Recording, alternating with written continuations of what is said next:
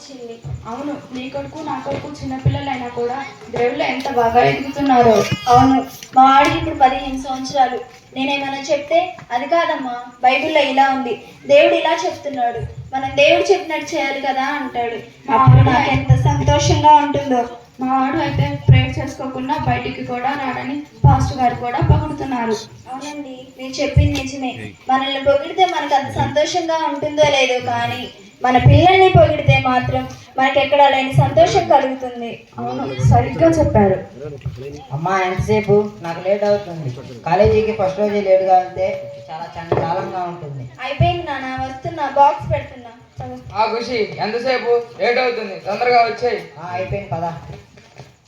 ఈరోజు college first రోజు ఎలా ఉన్నారో ఏమో. జాయ్ కొంచెం హుషారైన వాడే, తన గురించి మీరేం భయపడాల్సిన పని లేదు. మావాడే భయస్థుడు, బొత్తిగా ఎవరితోనూ కలవడు. జాయ్ అంటే చిన్నప్పటి నుంచి తెలుసు కాబట్టి జాయ్తోనే ఉంటాడు, క్రొత్త వారితో అస్సలు మాట్లాడలేడు. మీరేం బాధపడకండి, జాయ్ ఉన్నాడు కదా, జాయ్ పీటర్ని చూసుకుంటాడు. జాయ్కి పీటర్ అంటే చాలా ఇష్టం. అలాగేనండి. హాయ్, హలో, నా పేరు ఖుషి. నీ పేరేంటి? నా పేరు జాయ్, వీడు నా ఫ్రెండ్ పీటర్. నేను నీ పేరు మాత్రమే అడిగాను, నీ ఫ్రెండ్ పేరు కాదు. అంటే నేను ఎక్కడ ఉంటే అక్కడ వీడు కూడా అక్కడే ఉంటాడు. ఎప్పటికైనా వీడి పేరు కూడా అవసరం అవుతుందని చెప్పాను. ఓ, నువ్వు నాకు చాలా బాగా నచ్చావు. నువ్వు మా గ్యాంగ్లో చేస్తావా? ఓకే, అయితే రా, లాస్ట్ బెంచ్లో కూర్చుందాం. రా పీటర్, లాస్ట్ బెంచ్ లో కూర్చున్నా. వాడెందుకు? వాడైతే వద్దు. వాడు నా ఫ్రెండ్, వాడు మీ గ్యాంగ్ లో వద్దు అనుకుంటే నేను కూడా మీ గ్యాంగ్ లోకి రాను. ఓ, మీ ఫ్రెండ్షిప్ నాకు చాలా బాగా నచ్చింది. అయితే రండి, లాస్ట్ బెంచ్లో కూర్చుందాం. అన్నట్టు మర్చిపోయాను, ఈ రోజు నైట్ మా ఇంట్లో పార్టీ ఉంది, మీరిద్దరు తప్పకుండా రావాలి. అంటే రేపు సండే కదా, చర్చికి వెళ్ళాలి. సండే రేపు, పార్టీ ఈ రోజు నైట్. దానికి దీనికి సంబంధం ఏముంది? మేము చర్చిలో పాటలు పాడతాం, సాంగ్స్ ప్రాక్టీస్ చేసుకోవాలి కదా, సాంగ్స్ సెలెక్ట్ కూడా చేసుకోవాలి. సాంగ్స్ ప్రాక్టీస్ చేస్తే మీకు మనీ ఇస్తారా లేకపోతే అవార్డులు ఇస్తారా?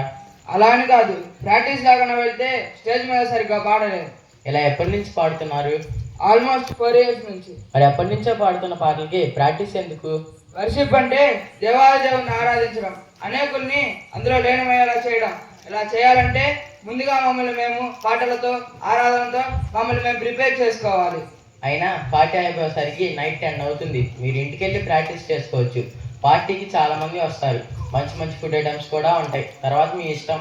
ఏం చేద్దాం? ఈ ఒక్కసారి వెళ్దాం. ఈసారి మనకి చర్చిలో లేట్ అయ్యి ఇబ్బంది అనిపిస్తే ఇంకోసారి వెళ్ళొద్దు, ఓకేనా? సరే. ఇంటికి వెళ్ళి రెడీ అయ్యి వస్తాం. ఇంటికి వెళితే మన అమ్మ పంపిరేమో, ఇటు నుంచి ఇటే వెళ్దాం. ఓకేరా? పార్టీ చాలా బాగుంది కదా. అవును, నిజంగా ఎప్పుడూ ఇలాంటి పార్టీలకు వెళ్ళలేదు, చూడలేదు. లోపల పెద్ద సౌండ్స్ పెట్టి డ్యాన్స్ చేస్తూ ఎంతో సంతోషంగా ఉన్నారు. నిజంగా మనం ఇక్కడ గ్రాండ్ అంటే చాలా మిస్ అయ్యేవాళ్ళం. అవునురా. అవును, ఎందుకు టైం ఎంత అవుతుంది? వాట్ 12? నిజంగా మా అమ్మ చాలాసార్లు ఫోన్ చేసిందిరా. అవునరా, మా అమ్మ కూడా చాలా సార్లు కాల్ చేసింది. పద వెళ్దాం. నువ్వు ఖుషిగాడికి చెప్పేసిరా, నేను బయట వెయిట్ చేస్తాను. వేక ఖుషి, ఇప్పటికే చాలా టైం అయింది, మేము వెళ్ళాలి. ఓకేరా, బాయ్. బాయ్.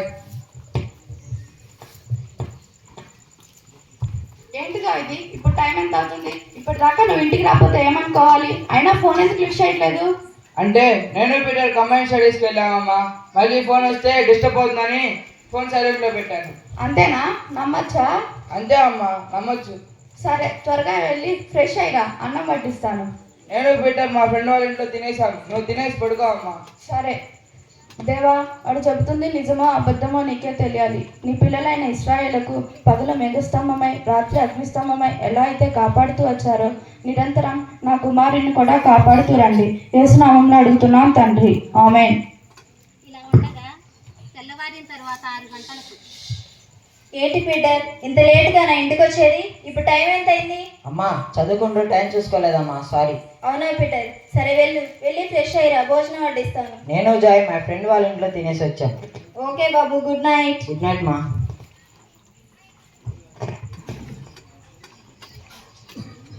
ఈరోజు మీరు చర్చ్కి రావట్లేదా?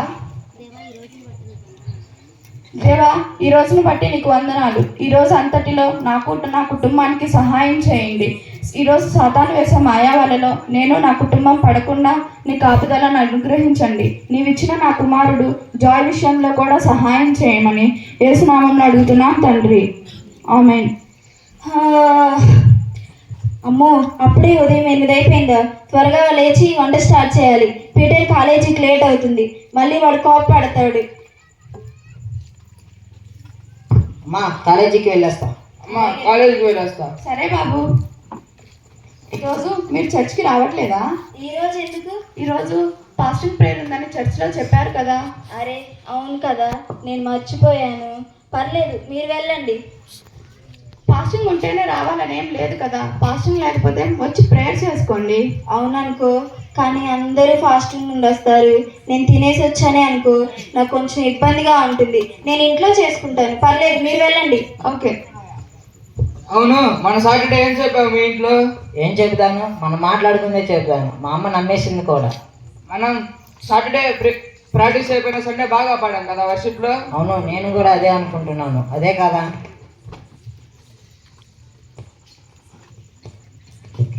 Praise Lord sister. Praise Lord అక్క. అలా కూర్చొని ప్రేయర్ చేసుకో. ఓకే అక్క. దేవా, జాయ్ చిన్నప్పుడే నీకు ప్రామిస్ చేశాను. జాయ్ని నీ సన్నిధిలో నీ పరిచారకునిగా పెంచుతానని. చిన్నప్పుడు స్కూల్కి వెళ్ళిన దగ్గర నుంచి చర్చ్ అనే నా కొడుకు కాలేజ్కి వెళ్ళిన దగ్గర నుంచి కొంచెం చర్చ్పై ఇంట్రెస్ట్ చూపించడం లేదు. ఎందుకు, ఏమైంది అని అడిగితే స్పెషల్ క్లాసెస్, కంబైన్డ్ స్టడీస్ అని చెప్తున్నాడు. కోప్పడి ఒక దెబ్బ వేద్దామన్నా కూడా ఆలోచించాల్సి వస్తుంది. టీనేజ్లో ఉన్నాడు. ఎక్కడ తప్పుడు నిర్ణయాలు తీసుకుంటాడో అని భయపడాల్సి వస్తుంది. నువ్వైతే తలంపులతో, ఆలోచనలతో మాట్లాడగల దేవుడివి. దేవా, వాడు చెడు మార్గంలో నడుస్తున్నా లేక అలాంటి మార్గంలోకి వెళ్ళే అవకాశం ఉన్నా కూడా వాడిని మీరు బయటికి లాగి మీ చిత్తానుసారమైన మార్గంలో నడిపిస్తూ రండి. ఆమేన్.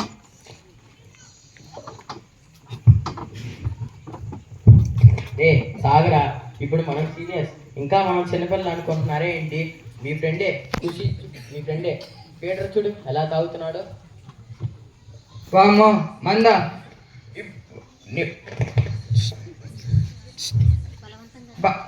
ఇంతకు ముందే ఒకసారి బలవంతంగా తాగితే వామిటింగ్స్ మోషన్లు అయ్యాయి. జీవితంలో మళ్ళీ ముట్టుకోకూడదురా బాబు అనుకున్నాను. అరే, నేను నీకంటే 6 months చిన్నోడిని. నేనే తాగుతున్నాను, నీకేంట్రా? తాగురా, తాగు. ఏమోరా, నాకు తాగాలనే ఉంటుంది, కానీ ఏదో తెలియని భయం కలుగుతుంది నాలో.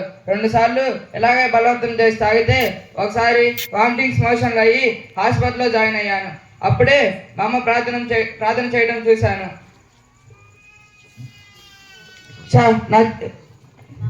నా మంచి కోసం మా అమ్మ నా జీవితంలో ఎటువంటి చెడు జరగకూడదని నా దేవుడి దగ్గర కన్నీళ్ళు విడుస్తుంటే నా జీవితం మీద నేనే రెస్పాన్సిబుల్ లేకుండా ఇలా తయారైనేంటా అనిపించింది. ఏదో టీనేజ్లో ఉన్నాము, కాలేజ్కి వెళ్తున్నంత కాలం హ్యాపీగా ఉండాలని ఇలా మీతో వస్తున్నాను. దయచేసి నన్ను ఇబ్బంది పెట్టద్దురా, నేను వెళ్తున్నాను. అరే, వీడు చాలా బాగా ఎక్కువ చేస్తున్నాడు కదరా. అవునరా, వీడు అక్కడే బుద్ధిమంతుడు అనుకున్నాడు. మా అమ్మ అయితే నువ్వు రోజు తాగి వస్తావు, జాయిన్ చూసి నేర్చుకో అని చాలాసార్లు క్లాస్ పీకింది. వీడికి కూడా వాళ్ళ అమ్మ చేతిలో పడేలా ఏదో ఒకటి చేయాలి.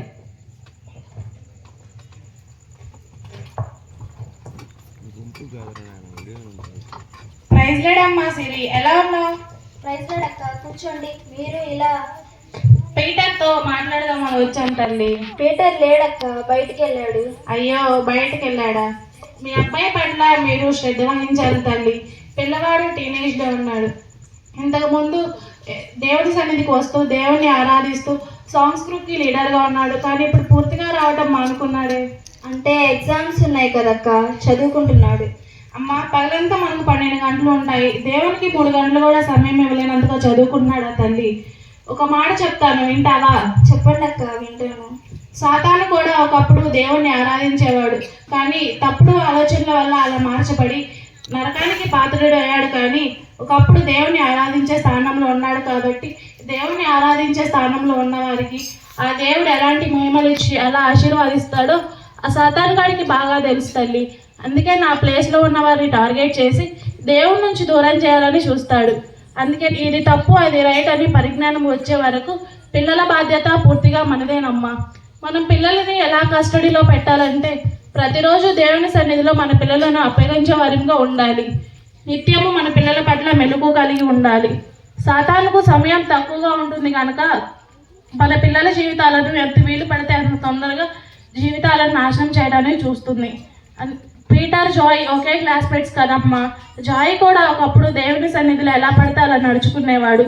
కానీ తన తల్లి ప్రతిరోజు దేవుని సన్నిధికి వచ్చి జాయ్ కోసం, తన కుటుంబం కోసం కన్నీటి ప్రార్థన చేసి మళ్ళీ తన కుటుంబంను సరైన మార్గంలో నడుచుకునేలా చేసింది. ఎందుకు చెప్తున్నానో ఒకసారి ఆలోచించమ్మా సిరి. అలాగేనక్క, నేను కూడా మీరు చెప్పినట్టే ప్రార్థనలో ఉంటాను. సరే మా సిరి, నేను వెళ్ళొస్తాను ఇంకా. సరేనక్క, ప్రైస్లో.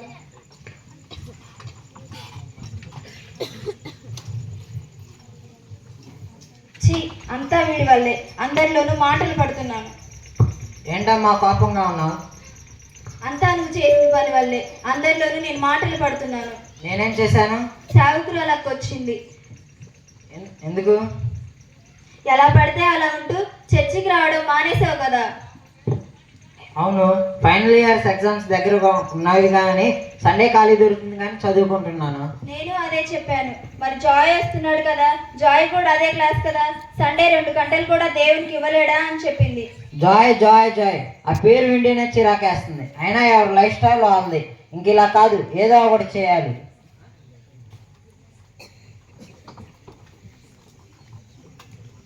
హాయ్ ఖుషి. Hi Peter. అరే, వాడితో ఎవరైనా మాట్లాడినా ఏమైనా షేర్ చేసినా గ్యాంగ్ నుంచి వెళ్ళవేస్తా. అర్థమవుతుందా? సరేరా.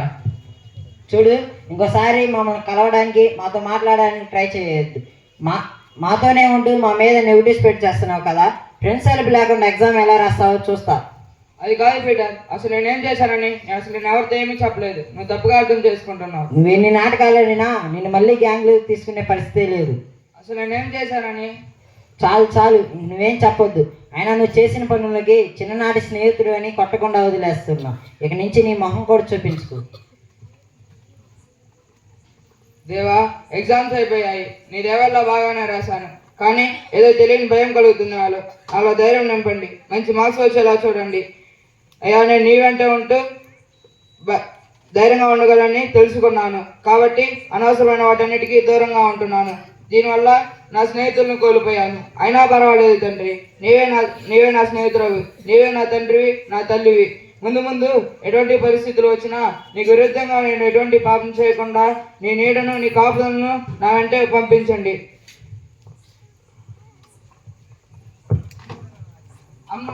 అమ్మ గుడ్ న్యూస్, నేను అన్నింటిలో పాస్ అయిపోయాను. నాకు క్యాంపస్లో జాబ్ కూడా వచ్చింది. అవునా బాబు, thank you Jesus, thank you దేవా. జాయ్, పీటర్ ఎందుకు, ఏమైందంటే ఏడుస్తున్నారు? జాయ్, పీటర్ని పోలీసులు తీసుకెళ్ళిపోయారు. జాయ్, పోలీసులా? ఎందుకు, ఏమైంది? ఎగ్జామ్స్ లో ఫెయిల్ అయ్యాడని బాగా తాగడం స్టార్ట్ చేశాడు. సరేలే, ఎగ్జామ్స్ లో ఫెయిల్ అయ్యాడు కదా, బాధలో ఉన్నాడులే అని వదిలేశాను. కానీ నిన్న రాత్రి బాగా తాగి ఒక యాక్సిడెంట్ చేశాడంట జాయ్. పోలీసులు తీసుకెళ్ళిపోయారు. నాకు ఇప్పుడు ఏం చేయాలో అర్థం కావడం లేదు జాయ్. మీరు భయపడకుండా అండి, నేను వెళ్ళి వాడిని కలుస్తాను. సరే జాయ్. ఏంటి పీటర్ ఇదంతా? అంతా నా రాత జాయ్. నువ్వు ముందే చెప్పావు చెడు అలవాట్లు వద్దురా, మనం మునుపటిలా కలిసిందాంరా అని. కానీ ఫ్రెండ్స్ అందరూ నాతోనే ఉంటూ నాతోనే మాట్లాడుతున్నారని కుళ్ళుతో అలా మాట్లాడుతున్నావు అనుకున్నాను.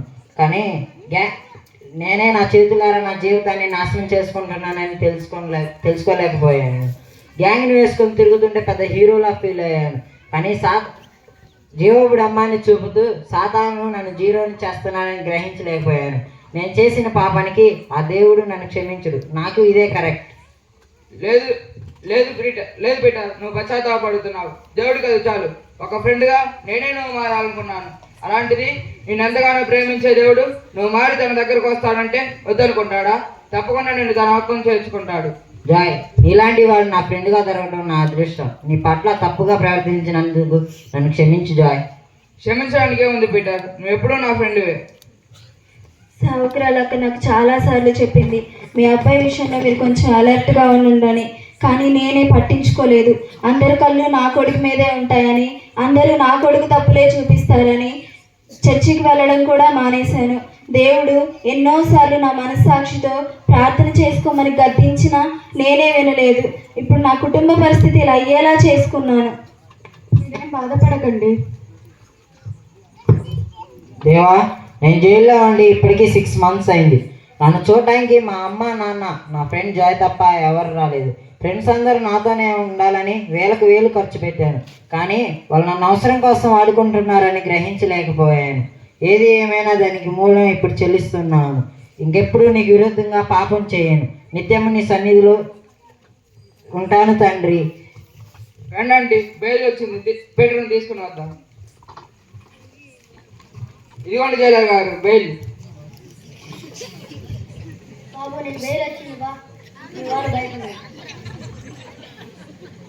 జాయ్, ఎలా రా బెయిల్? అంటే హాస్పిటల్లో ఉన్న అతనికి కొంచెం డబ్బులు ఇచ్చి కేసు వాపస్ తీసుకోమంటే తీసుకున్నాడు రా. అవును నాన్న, ఆ అబ్బాయి హాస్పిటల్ బిల్ మొత్తం జాయే కట్టాడు. లాయర్స్ చుట్టూ తిరిగి ఇప్పుడు నువ్వు బయటకు వచ్చేలా చేశాడు. Thank you Joy, thank you. అలా ఏం లేదు లేరా, నువ్వు బయటకు వచ్చి చేయాల్సిన పనులు చాలా ఉన్నాయి. అందుకే ఆ దేవుడు నా ద్వారా ఇవన్నీ చేయించాడు.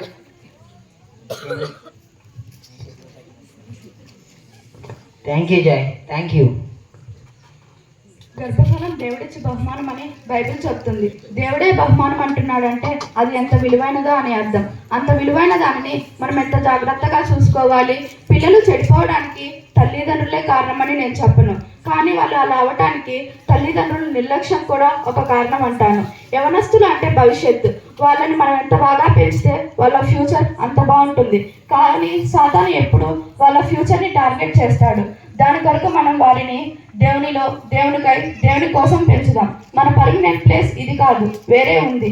దానికోసం మనం మన కుటుంబం అంతా సిద్ధపడి ఆ సమయం కోసం ఎదురు చూద్దాం. Praise the lord.